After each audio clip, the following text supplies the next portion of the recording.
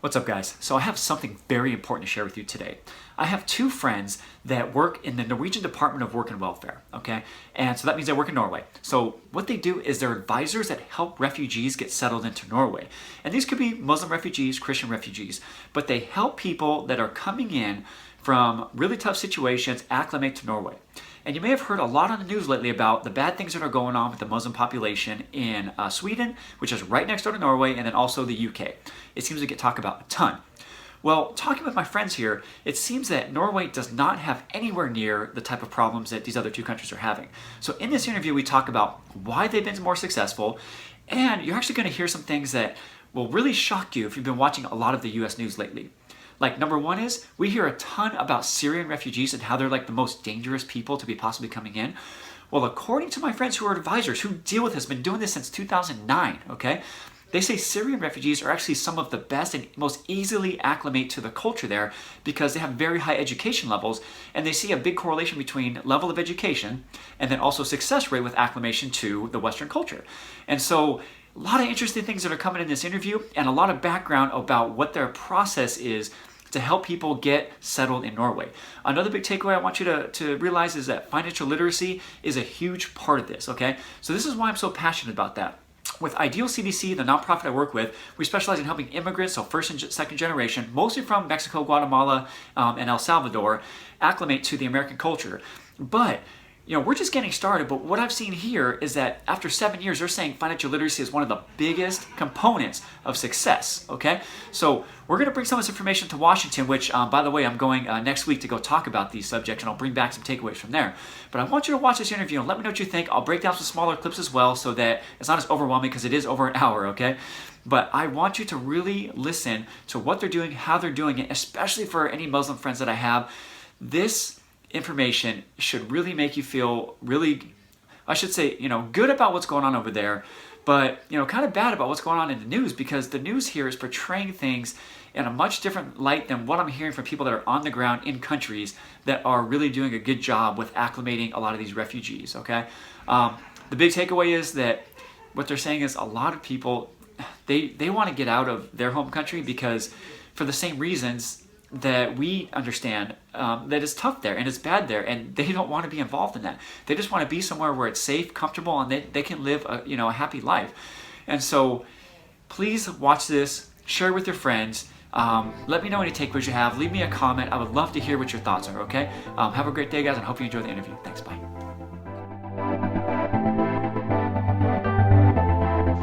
All right, what's up, guys? I am here today with Tiffany Opsahl.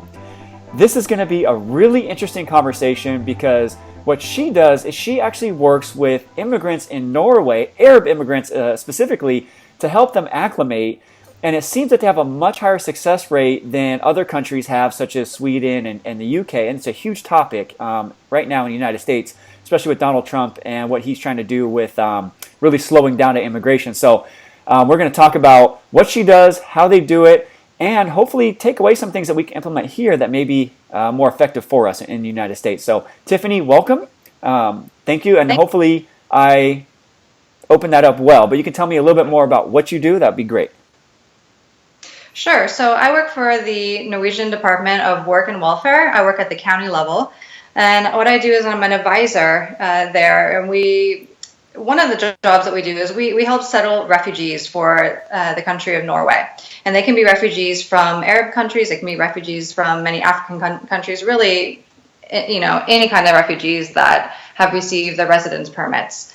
We help to settle them, we help to orientate them about Norwegian laws and inform them about all sorts of the social benefits. And one thing that's really important is not only about what kind of benefits they can qualify for, but what kind of responsibilities they have as new immigrants to this country.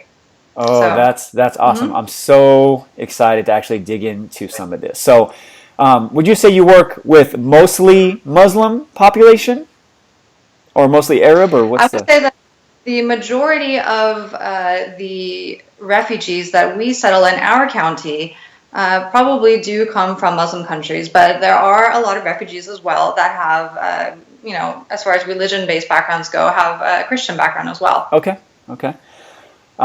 So tell me a little bit about what you and your department do specifically, and how you help people acclimate, and also let them know what their responsibilities are, like you mentioned.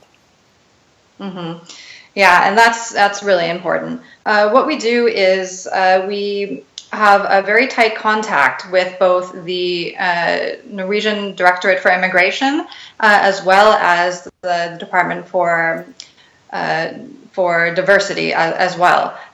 What happens is that when somebody applies for asylum in the country, they will go through a long interview and waiting period. Once they receive their answer as to whether or not they will be able to stay and receive a residence permit or possibly be deported. So what I do is I am an advisor, like I mentioned, at the county level.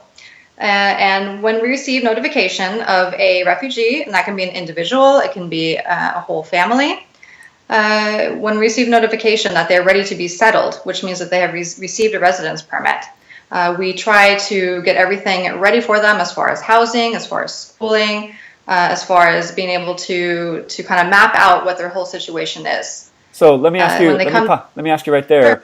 So how long does it take to get that, and what does it look like for the refugee to have to go through? Sure, it's quite a long process. And you know there's a good sides and bad sides to everything. I mean, it's a very difficult situation, extremely difficult situation for them to be in, and we're talking about anything from months to a year, maybe more than a year for some of them to wait and to find out whether or not they're going to be able to stay or whether they're going to be deported.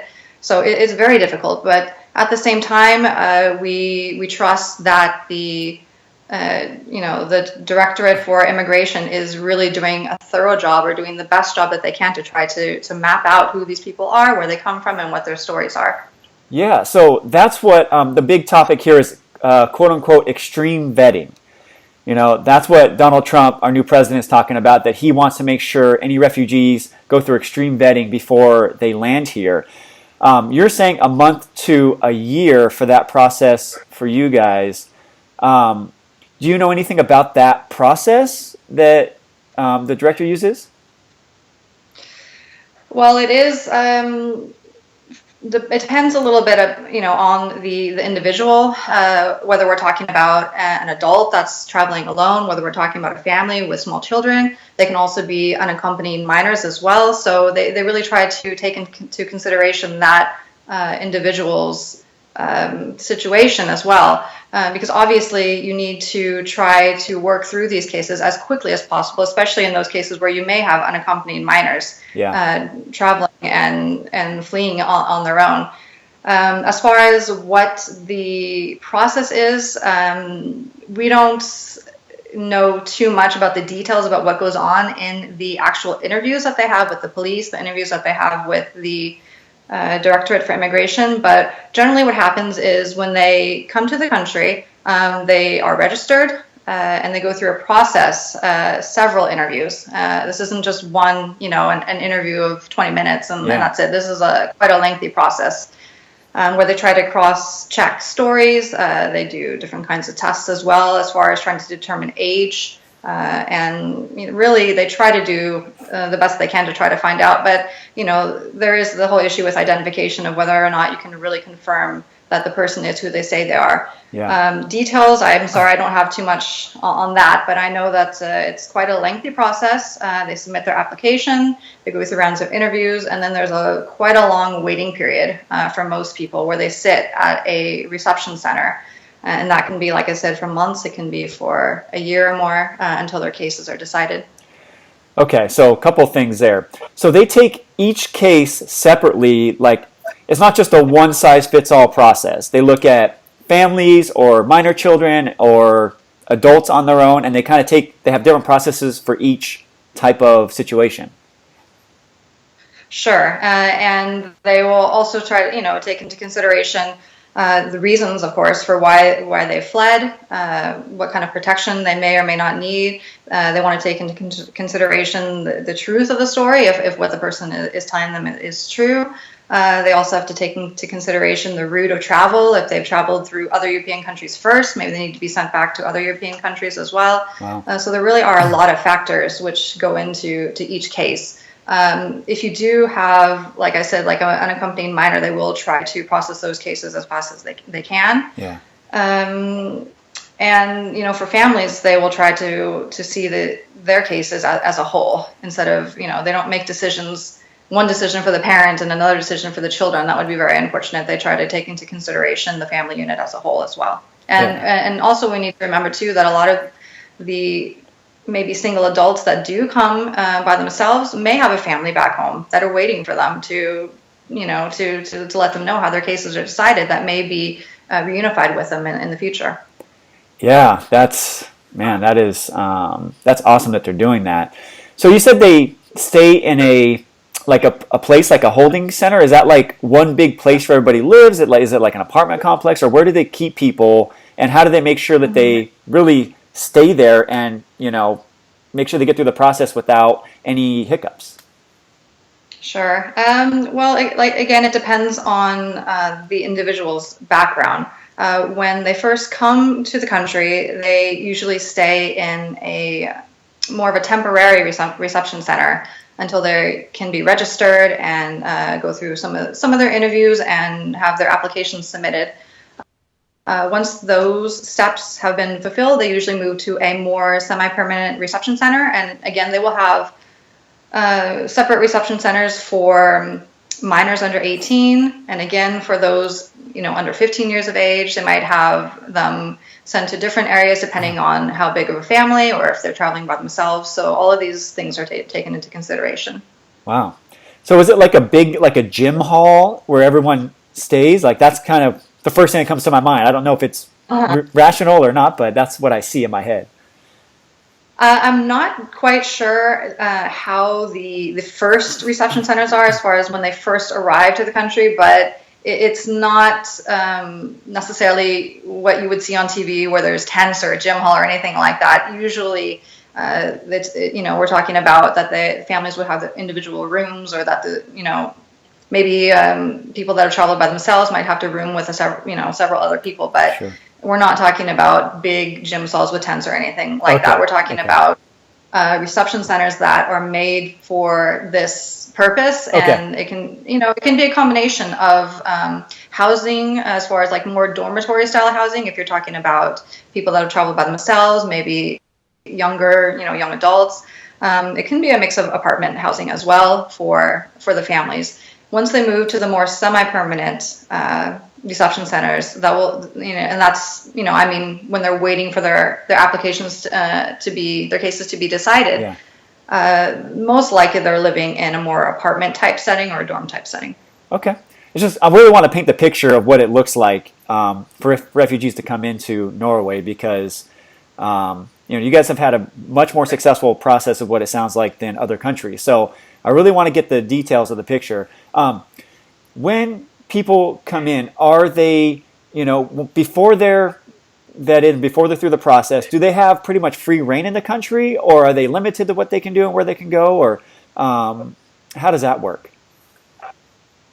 So when they first come to the country and they're in the whole registration process, or the early steps in the registration process, they will be assigned to one of these reception centers. It's not a case where they're locked in or anything like this. They're free, of course, to come and go as they please.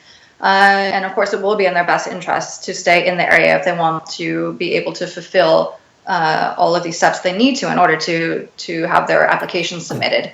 All right, so sorry about that, guys. We lost connection, so we had to switch devices. But before we got cut off, I was asking about the ability to come and go, because thinking about people coming into the country, it's like you can bring them in, but then do they have to stay behind a fence or anything like that? And that's not what's going on. So Tiffany, can you continue with what you were saying on that?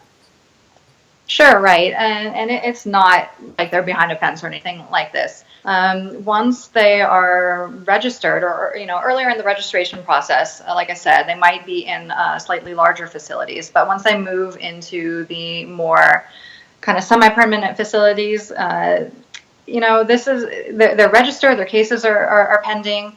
They're allowed to come and go, they wish. Of course, it's not like they're leaving the country or anything like this. And it's of course to their advantage to stay in the area and to stay connected with their caseworkers and whatnot, because and a lot of these people are really glad to be semi-settled in one place and not having to be moving around. But no, it's not like they need to stay in one place.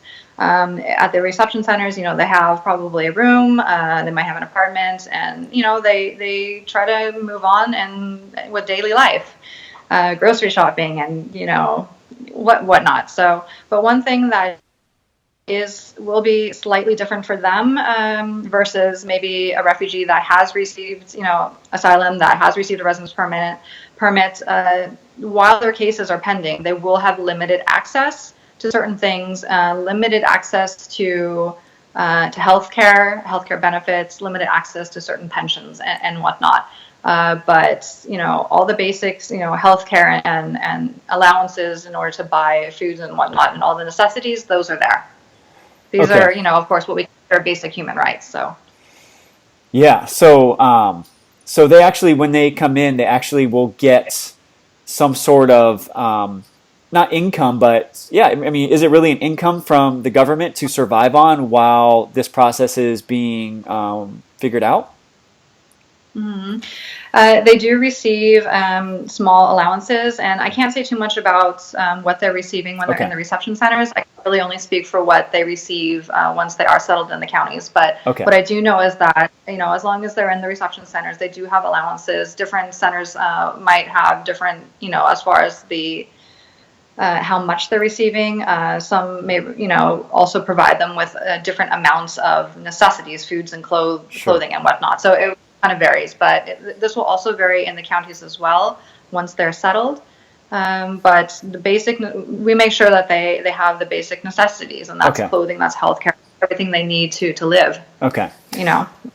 So basic needs are taken care of immediately, and then once they get out, they get quite a bit more once they actually do make it through the process, right? I was talking to your husband, Martin, about that. Is that something you're familiar with, or should I get into that with him? No, that's definitely something that I work with as well. Okay. And, it is a little bit different for a refugee versus, other immigrant groups, and as well as for Norwegian citizens. But we try to the best we can to treat them, financially speaking, as far as like the amount or the size of the allowances, as similar as we can to everyone else. But again, this allowance, stipend, or whatever you'd like to call it, it is regulated as well. We have a law. Several laws, actually, depending on which type of stipend or allowance they receive. But as far as what I guess we would call social welfare in the United States, that is regulated by law. And according to that law, we shouldn't differentiate it between different groups, whether they're ethnically Norwegian, whether or not they're refugee or not. But we do have to take into consideration each individual's case as well, their background and their needs. So we can't say that everybody between this age and that falls within this group gets this amount. That's not how it works. We have to take some special considerations, but at the same time, we're not supposed to differentiate, and we shouldn't, based on ethnicity, based on religion, based on these kinds of things. We have to look at the individual. Absolutely. But one thing that's also important to say is that once somebody is settled into a county, we do have what we call this introduction program. And I can say a little bit about that. But so let me ask you, as far as allowances go. Let me ask you. So the introduction program, that's basically helping them acclimate to Norwegian society, right? Right. Would you say that that's a big difference between what Norway has been doing and what, say, Sweden, for example, has been doing? I think it might be kind of hard to say, because I'm not exactly sure what they're doing in Sweden, if it's similar to what we're doing in Norway, or But basically what the introduction program is, and this is only for refugees that have received notification that they will be able to stay, that they're going to receive residence permits, they're going to be moving into a county. So, Once so let me ask you, how many, like what percentage wise would you say get to stay versus ones that don't? And then what do they do with the ones that they don't pass the background? Right. I'm not really sure about the percentage of how many get to stay versus how many are deported, but what I can say is that when they do receive notification that they have received their applications are declined, they do have opportunities to basically complain about the decision. Okay. So they will receive legal aid as well. They can if they need help writing this complaint, they can do that. But it's not like it's all is final. Like, you receive notification that you're being deported, that's it. Okay. They have several chances, usually, to complain about the decisions. Okay. I'm not saying that all decisions are overturned, because that's definitely not the case. But this is, they have the opportunity once, the decision is made, you can complain about this decision. But for those that are either awaiting the decisions in their cases are pending. During this period as well, they will be able to take, for example, Norwegian language courses, as well as courses in Norwegian society as well. So this isn't something that's only for those that receive residence permits, but we think that this is very important. Whether or not they're going to be able to stay or not is a little bit irrelevant, as long as they're going to be in this country, and they're going, while they're waiting for their cases to be decided, they do have access to Norwegian language courses, and they will be able to learn about Norwegian society. Interesting. Okay. Once they receive notification that they will be able to stay, for those that do, they will also be assigned a county. And once they move to the county, each county is responsible for providing this offer, which we call the introduction program. And that is a combination of Norwegian language courses and courses in Norwegian society. But it can also be a combination of many other things. It can be internships, it can be work, it can be many different things. So it's up to each county to decide, within, of course, certain guidelines and within the law that dictates it. But we can be a little bit creative in what we want to put into the program. But the basis of the program is that it's Norwegian language and learning about Norwegian society, as well as trying to integrate some work, whether it's regular work, or if it's an internship, or what you want to call it. Yeah. So I want to get into one subject on that, because the whole reason we got into this conversation, your husband and I, is because we were talking about the financial literacy portion, because that's what we teach here to first and second generation immigrants, and also people in kind of low, moderate income neighborhoods. And it sounded like there was a lot of similarities, but it also seemed like that was a big part of the success and what it takes to really acclimate to Norwegian society, because in the countries that the refugees are coming from, they don't have a necessarily system the way that we have here. Can you tell me a little bit about that and how that process is handled through the government? Sure. So, and that is an extremely important topic. And, in our office, we spend a lot of time talking about this as well, because from our experience and experiences from a lot of other counties, we see that, we can have this great offer with this, introduction program, learn about, all of these things about Norway, but really, having been through what they've been through, and just wanting to be settled, to be in, in their own space, to be in, their own home. There's so many different things going through their minds. A lot of them have family waiting for them back home. It's just so important to try to help them and guide them through, especially things with finances, because once you move from these reception centers into a county, you're almost like bombarded with documents and papers bills and all of these different things. And you're right, they might not have systems, economic systems, or ways of doing things that are the same as us. And it's not to say, because it's really important that we understand that it doesn't mean that this person has zero experience with these things. Sure. It really depends on where they come from.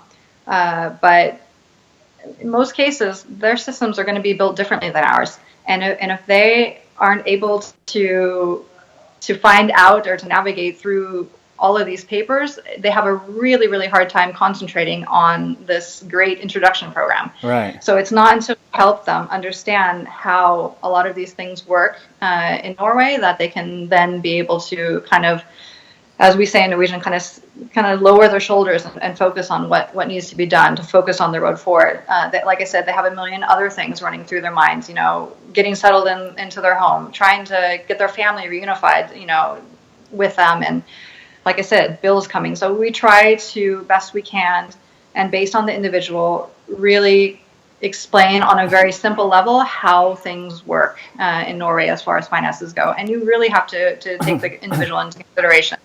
Some individuals may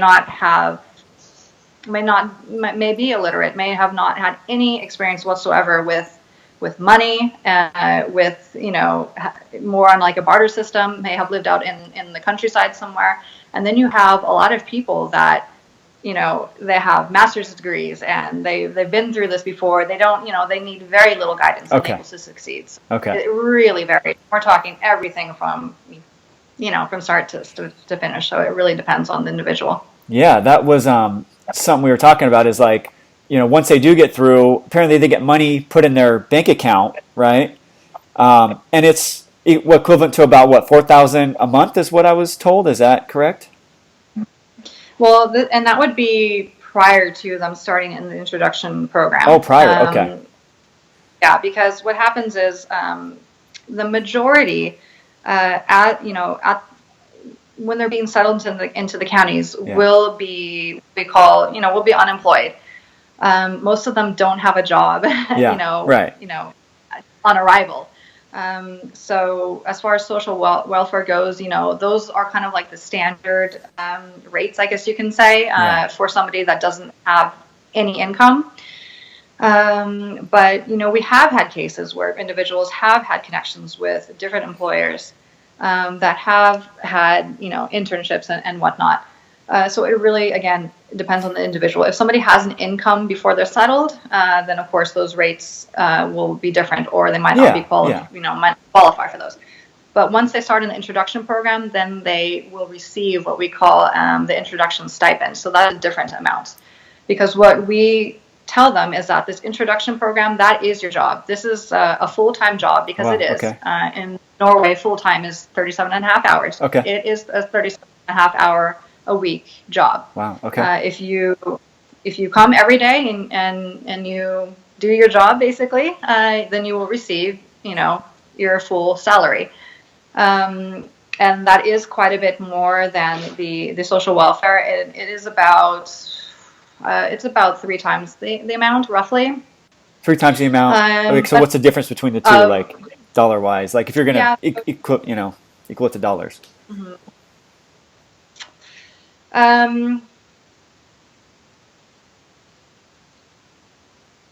I would say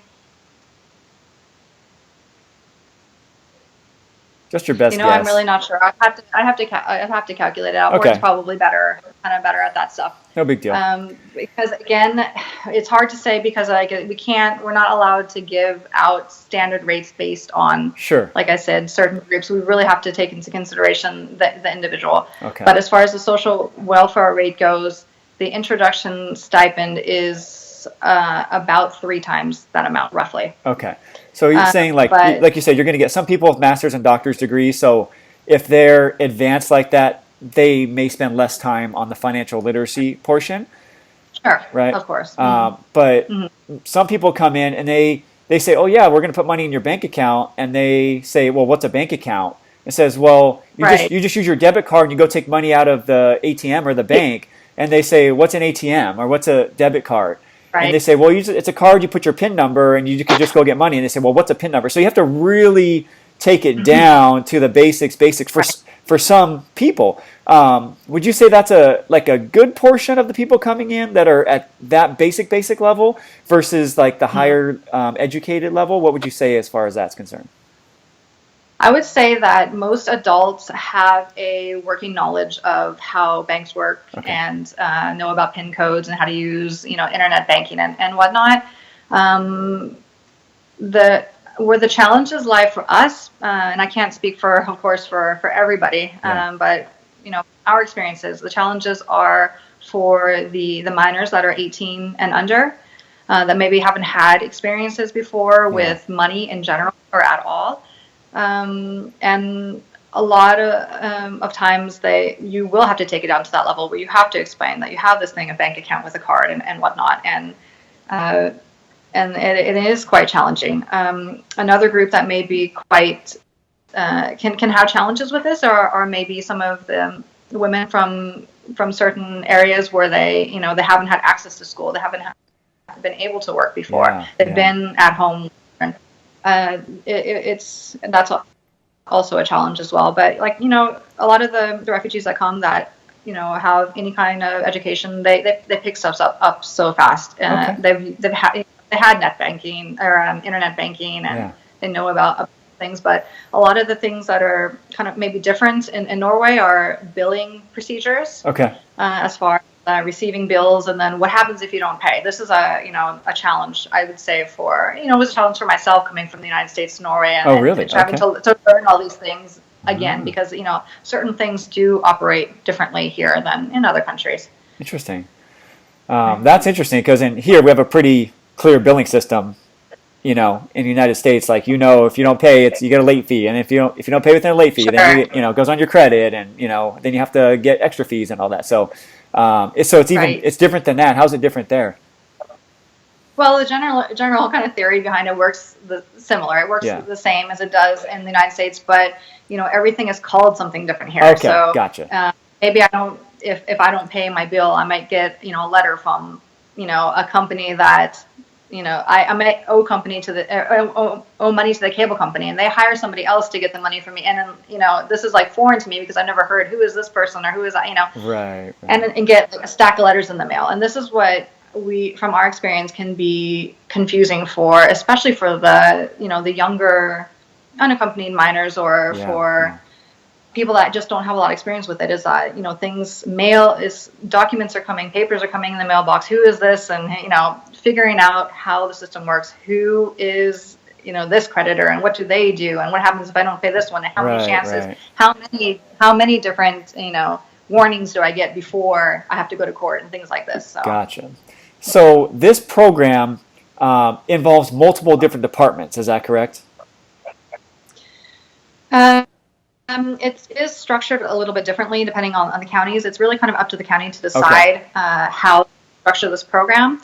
And Morten can say a lot more about that. But in our county, we've decided that our department, which is the Department for Work and Welfare, that we're the ones that are going to have responsibility for this program in our county. Okay. And what we do is we don't only work with immigrants or with refugees. We work with all Norwegians in all walks of life, and because so anybody that needs help with this, right? Because we do everything from all kinds of social benefits, all kinds of pensions. We do everything from maternity leave to social welfare to through retirement, disability. Wow. So we have kind of a wide range of different types of employees with different backgrounds. So we do have a little bit of a.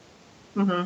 So let me ask you, what are some things that you do there that you think work really well, that you think if we brought them to the United States would actually improve our system here? Because our system is not good. There's plenty of people here that live on government assistance for years and just are never able to use the government system to actually break out and actually get ahead, because in all honesty, sometimes it's more beneficial for them to collect government benefits than it is to go get, say, a minimum wage job, because they're going to make more take-home money from that. And so it's really hard to break that mentality, So how does the Norwegian system help people get off the government system to then being a productive member of society? Mm-hmm.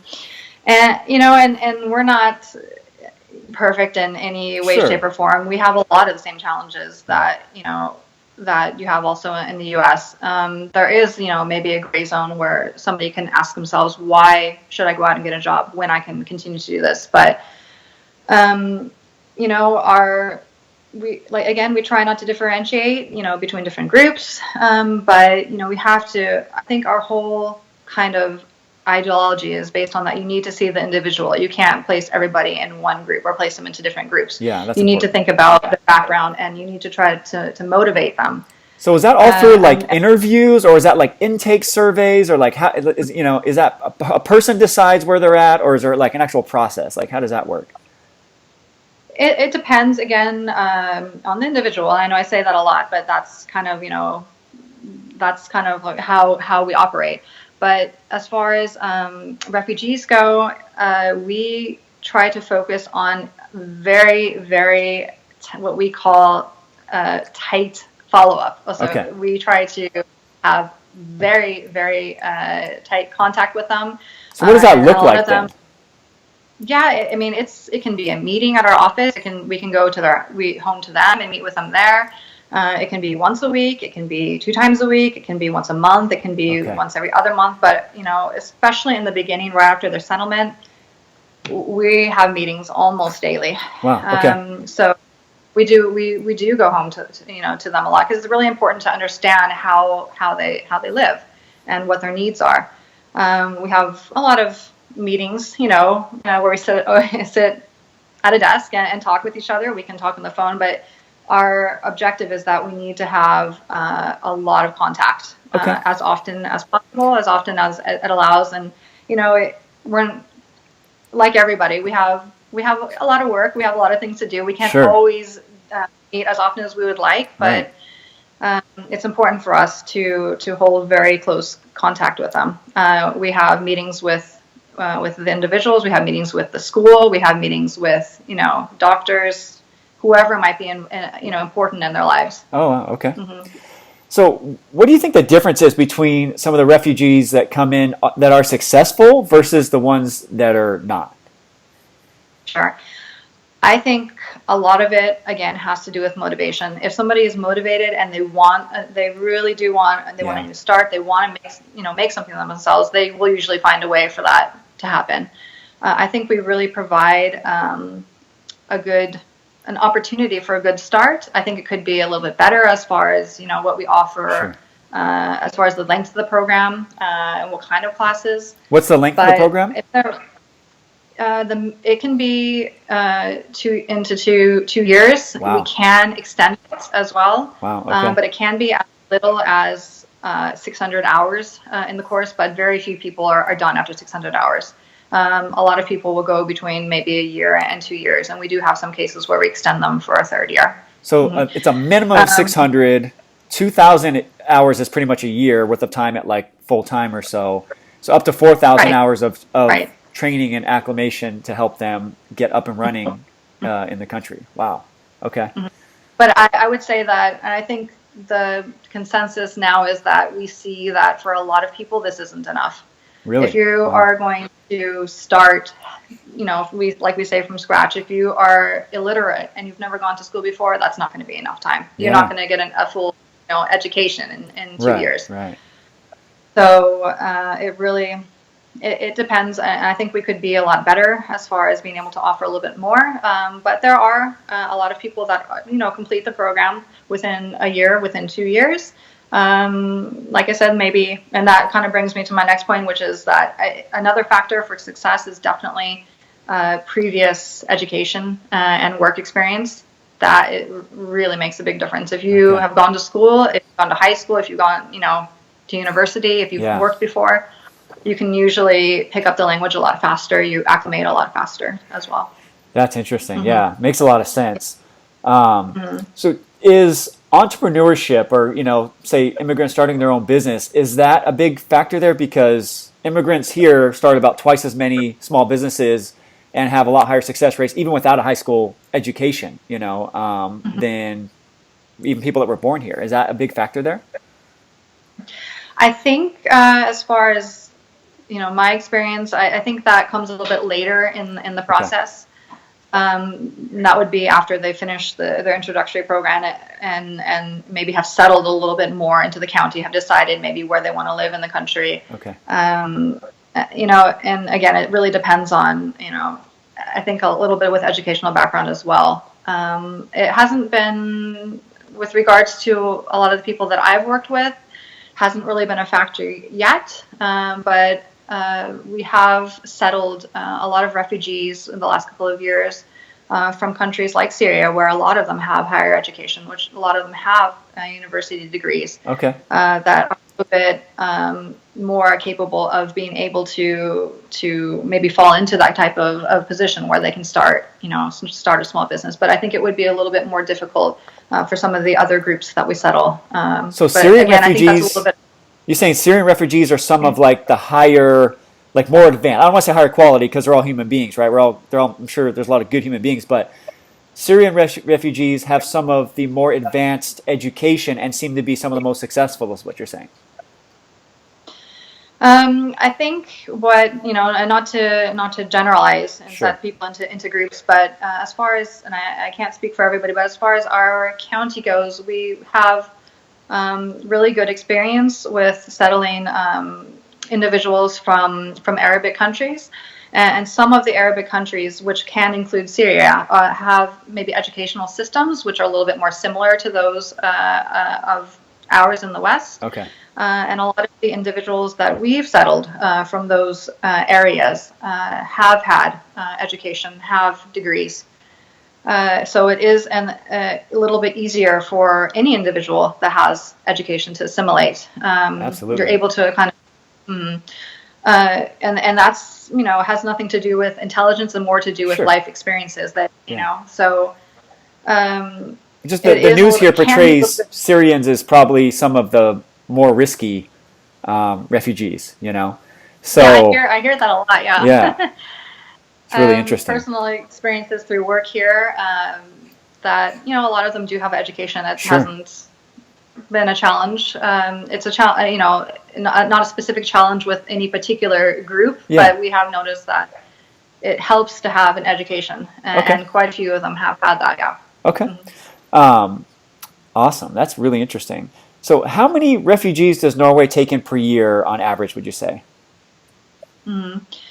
I was kind of hoping to get the most recent figures, but those for 2016, but those won't come out until April. Okay. But what I can say is that we have, in 2015, we successfully settled over 11,000. So we're in kind of around 11,350 range. Okay.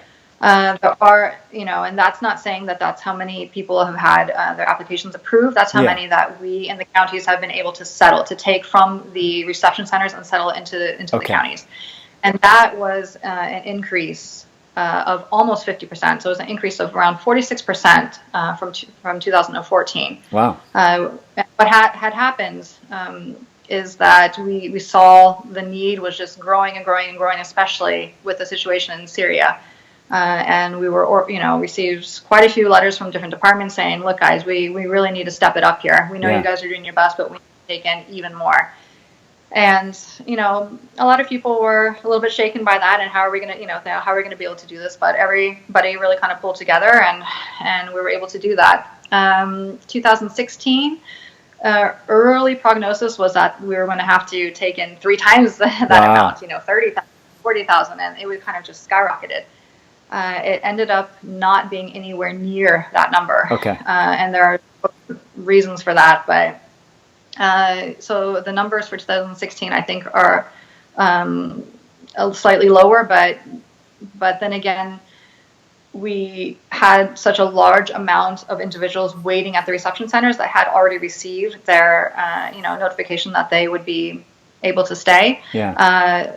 We kind of were, lagged a little bit. So there were still several thousand that needed to be settled. So what were the reasons you were mentioning? Like, what are those reasons why it didn't become so extreme? Mm-hmm. I think a lot of the reasons are a little bit of speculation. But and again, this is speculation, but we are situated so far north from Central Europe, and we're talking about somebody that is fleeing, that is traveling, and a lot of people, whether it's going to be a boat or a plane or whatnot, we have people walking. It's a distance. So, and we had a really, really cold winter as well. Okay.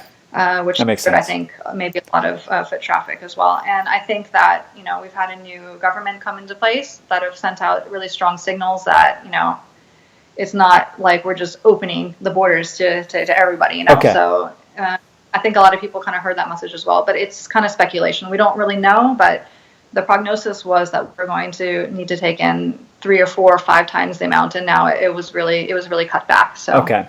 So you guys still there weren't that maintain. many like. Um, So just to put it into perspective, in 2015 we settled, like I said, around 11,350. okay. Whereas I know in 2016 total applicants that was under 4,000. Wow. So Okay. difference. But we still did have quite a few people that were waiting at the reception centers for their counties, waiting to find out where they would be settled. Okay. Um, that's quite a drop. I mean, it's like almost a third Well, yeah. of what was in there. So you guys still maintain a very strong border? It's not just like, hey, borders are open, but you Mm-hmm. will definitely accept applications and do everything you can to accommodate people as they're coming in, taking each situation by situation. Right. Mm-hmm. Okay. That's correct. Mm-hmm. Is there anything else that's really an interesting success statistic or interesting about Norway's programs that you would want anybody to know that could possibly help us over here deal with the situation we're trying to figure out at the moment? Mm-hmm. I think it's really important not to generalize and not to stereotype as far as, different groups. And I think, I haven't been doing this for a really long time, but I have been, settling refugees since, 2009. I've gotten a Okay. little bit of experience with it. And, maybe I had my own personal, kind of dispositions about things when Sure. I started, but, I've kind of learned now that not to just stereotype people, because you never know, and you never know what somebody has been through, and you're continually surprised, and I think one thing to really take away from it is that everybody just wants the same things. They want to live a calm life and be able to raise their family, Yeah. want to be able to go to work, and these are the things that are important to people. And they want normal daily lives, and our experience is that the vast majority, and it's a very small minority that doesn't want to, but the vast majority is motivated. They want to have a good life. They want to do good for themselves. They want to contribute. They want to work. So I think that's kind of, what we kind of base our ideology on, is that we need to look at the individual and not to, place everybody in the same categories. Yeah. And most people are motivated. Most people want the best for themselves. They want the best for their family. They want the best for society. That's wonderful to hear. It's really interesting to hear everything that's going on over there, and I really appreciate you sharing, your personal experience from being for 8 years now, dealing with these situations and being on the front lines of what it takes to have a successful, acclimation to society. I think the depth of the program, I think, is going to be significantly important to whatever we decide to do here. I'm glad to hear financial literacy is a huge part of what helps them, because that's something I'm very passionate about. But I want to thank you so much for your time and for sharing. And hopefully people here listen to this and they take away some things and realize like there is a way to do it successfully. So thank you so much. Thank you. Mm-hmm.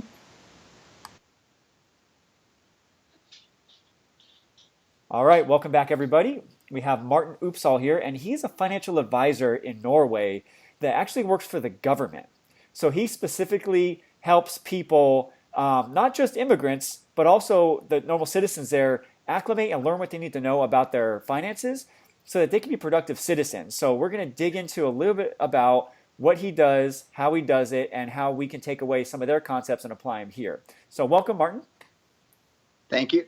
Thank you for coming on. So did I cover that well? And then what else would you like to include if I did not?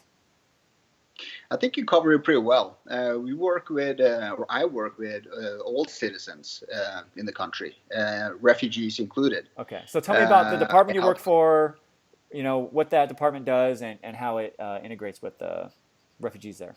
Yeah, it is called the Department of Work and Welfare. It started as a government department. It started in 2007, I believe. and it replaced the older system, which Okay. was 3 branches, 3 offices instead of one. So tell me about those Those three three were, offices and then what they were and then how yeah, they've now integrated. they were the unemployment office, the welfare office, and the pension office of the pensions. Okay. So they merged all those into one department, which Okay. now is called NAV. That's where I work. Okay. So instead of having separate departments people bounce around to, it's all taken care of in one central hub now. Exactly. Right. And we find that very beneficial.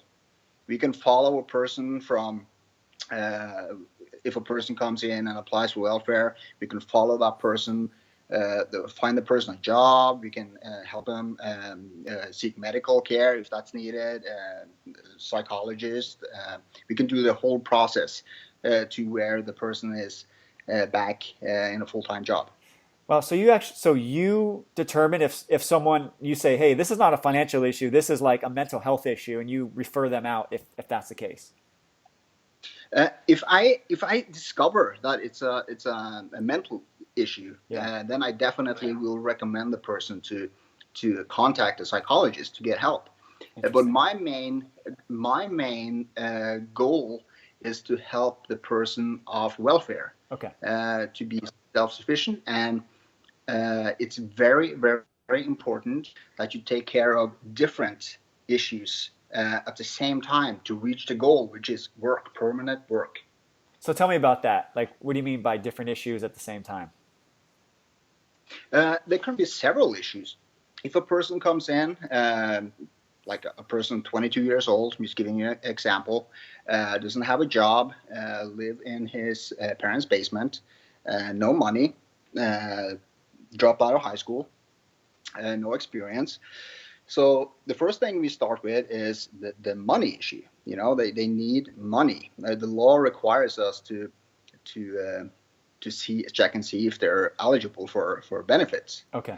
We start with that. We call them into conversations, to meetings. We talk to them. We figure out what do they want. We can call a business and have the person go work for the business for a little while to check out and see if this is what the person wants.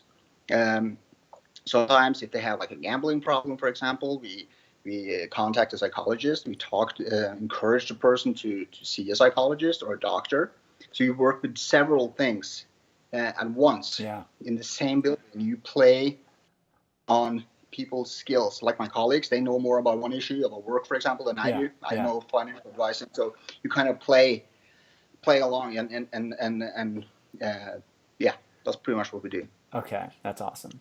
I do a lot of the same things here, just at, like you said, all different levels. It all just depends on what people need.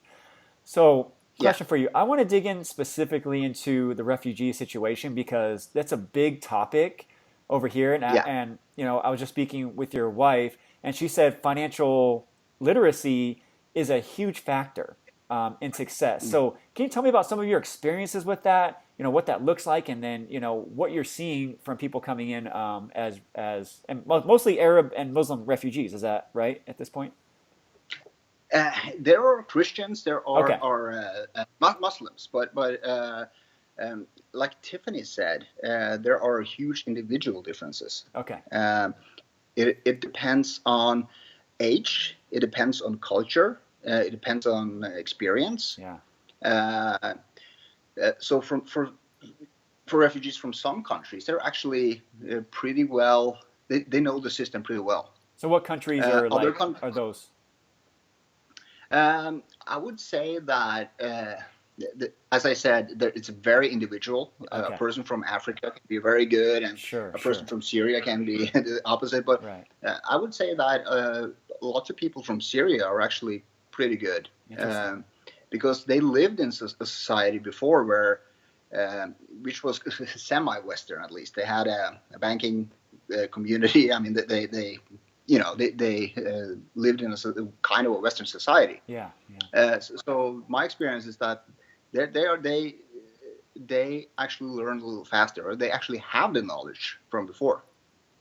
Interesting. But then of course you have, like Tiffany said, minors from can be from anywhere in the world. I mean, they don't have any experience. Right. I can just think of myself. When I was 16, I didn't really know much about how to pay my bills. My parents did it for me. Neither did I, and minors here have the same issue. So that's a universal issue, I would say. Exactly. So how are you using financial literacy as a tool to help people, acclimate to Norwegian society, to be successful, and to really get off that government assistance and to be self-sufficient? What I focus on is why it's so important to learn and understand why it's so important to pay your bills and to commit, because it's a commitment. When you buy something, you get a bill. Yeah. That's a commitment. You gotta stick with that. You gotta pay your bill. And I talk to them about the consequences of not paying your bill. In Norway, that can actually kind of ruin your life. I mean, you won't get a loan, no credit. You can't buy a car. You can't buy a house. It's very difficult, and especially at a young age. If you mess up your life, you screw up, basically. That's very serious, and it's something that follows you through as you get older. So I talk to them about that. I talk to them about how to get out of it if you're in a situation like that, and I provide help to people that are in a situation like that. Yeah.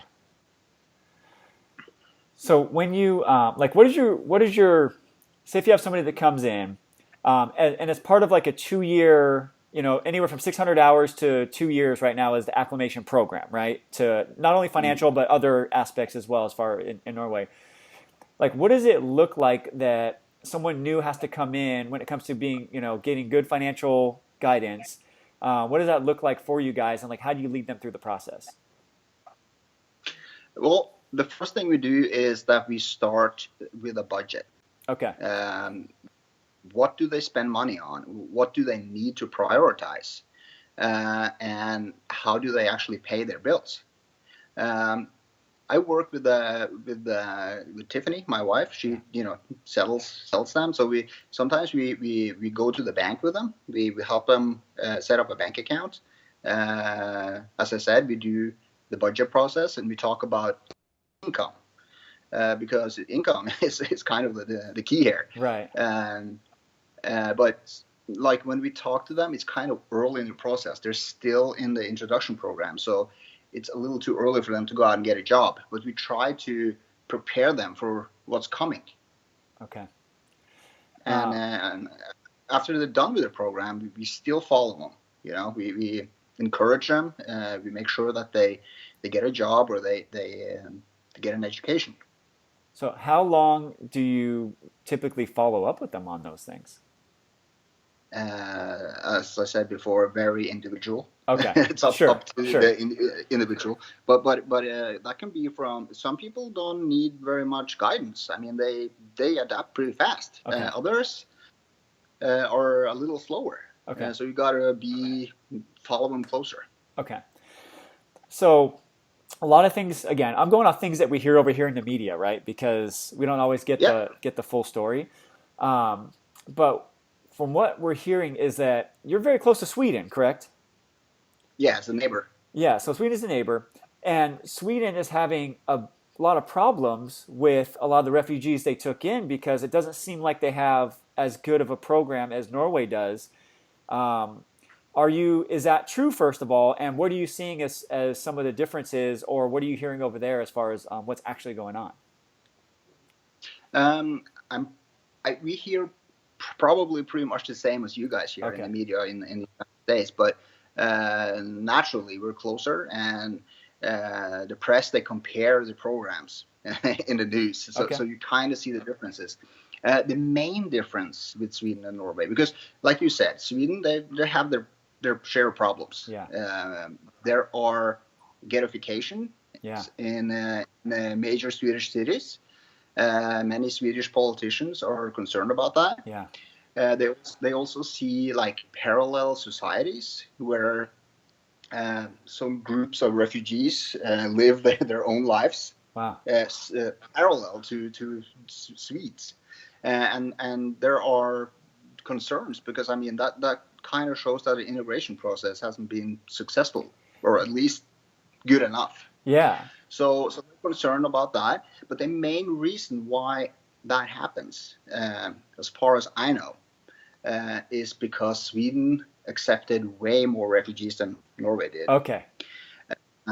They did that at a time where the unemployment rate in Sweden was very high compared to Norway. This was a time where young Swedes came to Norway to find work. Oh, wow. We had hundreds of thousands of Swedes working in Norway because they couldn't find work at home. And at the same period of time, they accepted lots of refugees, and they couldn't, provide work for them. Interesting. So of course, you get ghettoification from, you might get that, and that's what happened in some parts of Sweden. Okay.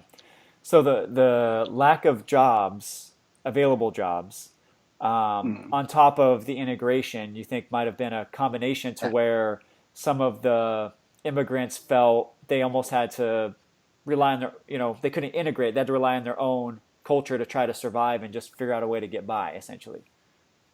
No, I believe it's natural. I remember when I lived in the United States for 5 years. Whenever I met a Norwegian person, I mean, that was like Christmas Eve. You know what I'm saying? It was like, you always like try to find someone like you. Right. And I think that's in human nature. And another problem in Sweden was that Sweden have a different policy when it comes to settling refugees. Okay. In Norway, it's an agreement between the government, the central government, and the municipality, the county. Okay. And they have to settle in that county. Okay. I mean, that's the county's job. In Sweden, I believe it's different. Then they get accepted, and they can pretty much stay wherever they want in the country. Okay. And as I said, from my own experience, they seek to the culture that they know. Yeah. And that's kind of normal. But of course, that affects. I mean, and I think it's great to be, around your culture. I don't think there's anything wrong with that. But, I think acclimating to where you're at in the society is an important part of being successful. And, if you're getting, maybe there's more in Sweden, but if it's the same type of people from the same country with the same values and the same culture, but you're seeing a huge difference in success rates, there's got to be something missing, is my first thought. And maybe it's the jobs, and maybe it's the situation or the actual way the accountability is put into place. But it sounds like accountability is probably a bigger effect. It's kind of based on who you ask, because some people would say that we're doing a good job settling refugees in Norway. Okay. Others would say we don't. Interesting. Okay. Because it all depends who you ask. But if you compare the two countries, Norway and Sweden, most numbers show that we are more successful than them. Okay. What the reason or reasons are, it's probably difficult to say, because there are probably many opinions about that too. Yeah. But I believe it has to do with politics. Okay. And unemployment and finances. Okay. Norway is a country, at least the last 10 years, that's been very, the wealth in Norway has developed more positive than in Sweden, to put it that way. And also the division of the wealth among the people is better than in Sweden. In Sweden you have, it's more like the US, where you have lots of people controlling huge amount of the wealth. Yeah. Norway is more distributed, and I think that's a factor too. That's really interesting. So distribution of wealth, you think, does play a factor in really most people's happiness and their ability to acclimate and not want to disturb the system in a sense, right? Because they're being well taken care of. It might. Yeah. It might. We probably spend more of our tax dollars on more people, a wider amount of people than. So here's a good one. I know you and I talked about this, but I'm going to bring it up anyways because it's not on a recording. But talk to me about the tax rates there, because American, the first thing I think is, and I know you can correct me on this. I'm just saying this to intentionally make a point, okay? that Norway is a socialist society and that their tax rates are 40 or 50%. And so you're going to get half your money taken if you work there. And so that's a broken system. So talk to me about that and why all the reasons why I'm wrong. Yeah. First of all, I remember going to university in the United States, and I had a speech about the difference between a socialistic society and a social democratic society. Okay. Norway, Sweden, Denmark, all the Scandinavian Nordic countries are social democratic countries, which means that it's a mixed economy. 70% private sector, 30% government owned. This is to stabilize the economy, to have some government control, but also have a free market, which is 70%. It works very well here. When it comes to me paying 40-50% of my my paycheck in taxes, that's not right. Okay. If I'm estimating, I pay about 22% of my paycheck. Okay. After that, I get free healthcare, and the healthcare is good. It's not like third world healthcare. It's right. top notch, world class healthcare. So I heard that too when I went to university in California, that we pay so much taxes. Our healthcare system sucks, but that's not true. It's actually very well. Okay. And you've experienced both. You lived here in the United States for 5 years, and so you have a good experience of both systems, right? I would definitely say so, yeah. So what are some thoughts you have around how the United States can improve people that are really coming from the bottom? Maybe some of these refugees that, excuse me, I know right now they basically put a stop on, they called it Muslim integration, but it's just immigration in general, and the court just overruled it, and so they're going to keep going. But what are some thoughts you have on some things you've seen there and here on what we can do, especially in the financial planning world or the financial advisory world, to really help integrate people the best we can and give them the tools to help them be successful?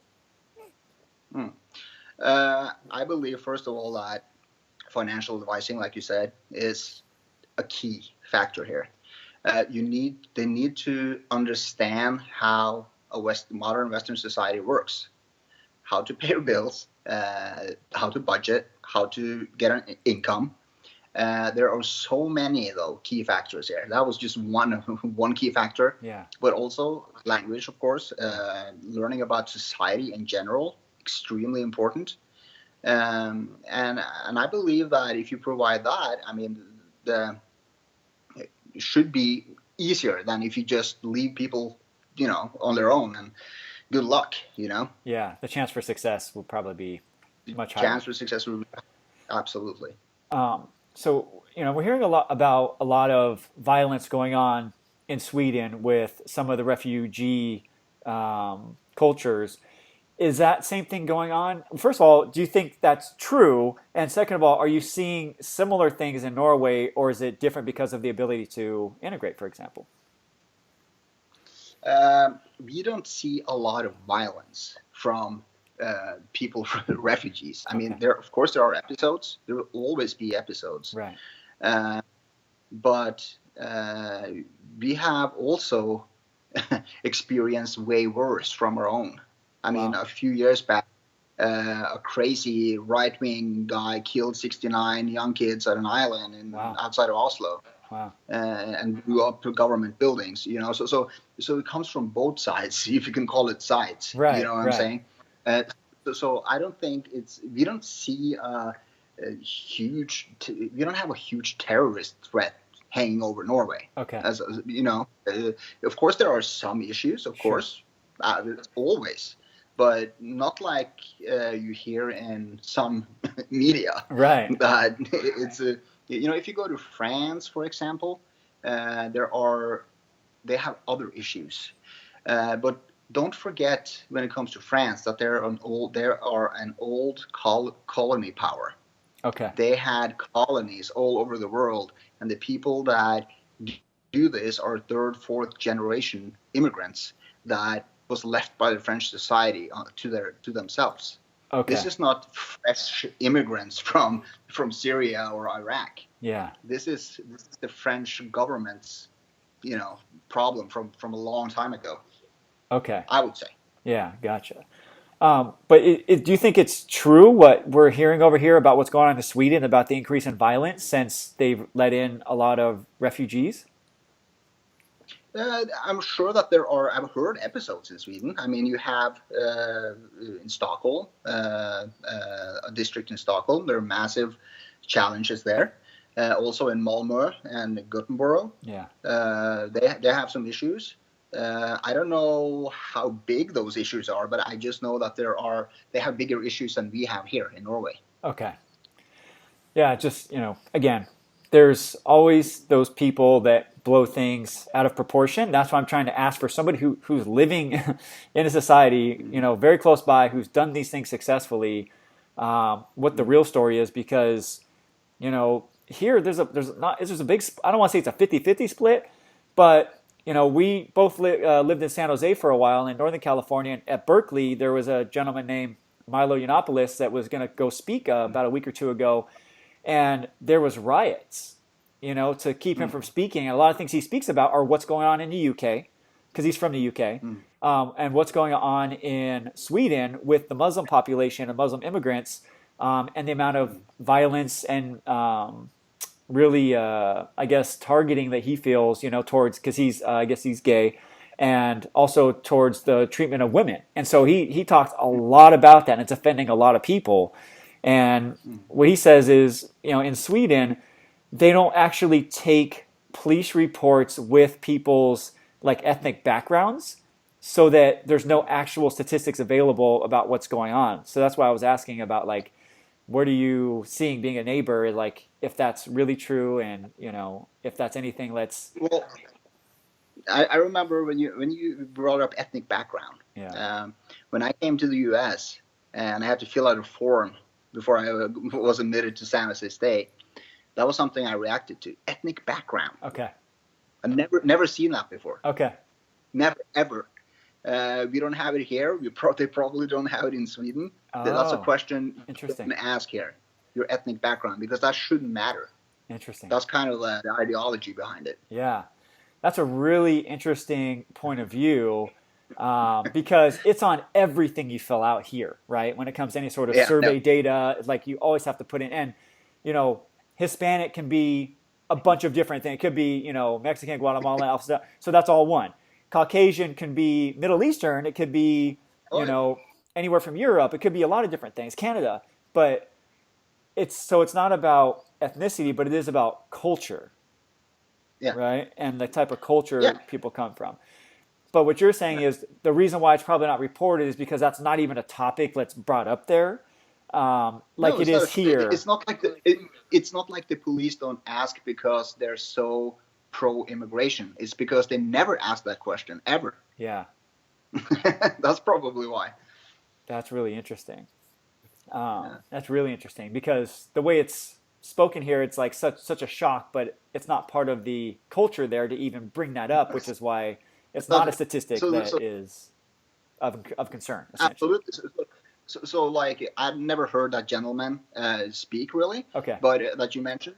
But to me, it sounds like he's kind of twisting the facts a little bit when it comes to that particular example. Yeah, for shock value. Exactly. Awesome. Is there anything that I didn't ask you that you think might be really interesting for us to know, or that you think we could take away from what you're doing there to bring here to help people acclimate to society if we do start, allowing more refugees to come settle in America? First of all, I would like to say that our system is not perfect in any way. It's not perfect at all. We still have lots of stuff to work with. I believe that it's important not to be too skeptical. Like Tiffany said earlier, they're individuals. You can't say that all Muslims are terrorists. That's just, it's not true. I mean, I've met so many nice Muslims here that are just as Christian as I am. You know, I'm not very religious. Sure. I'm not a very religious person. Okay. So you can't really put people in that kind of category. You know, give people a chance. You know, it was interesting. I saw some statistics from the U.S. and how many people have gotten killed by terrorists the last, I believe it was like 10 years or whatever. Okay. It was not very many people. It was maybe like 6 or 7. Yeah. And I believe it was like 40 or 50 that were killed each year by lawnmowers. So it's kind of taken out of perspective here. Yeah. I think. Yeah, that's really interesting statistic. If you're gonna block Muslims, you should probably block the amount of lawnmowers that get shipped in as well, right? So exactly, they're more dangerous. It was just That's a fun funny. fact. Awesome. Well, thank you so much for sharing your experience and your background and what's really going on there. I'm making a trip to Washington, D.C. at the end of this month to speak with some politicians that have a lot to do with the financial sectors. And so I really want to bring some things that are applicable. And I think between you and your wife, what you shared, now I'm going to have some really interesting things to share. And so I super appreciate it. And just thank you again for your time. And I know it's late there and keeping the baby's not feeling well. And I just really appreciate you coming on and sharing these things and making time. So thank you so much. You're very welcome. It was a pleasure. Cool. Well, I'm going to stop the record on this video.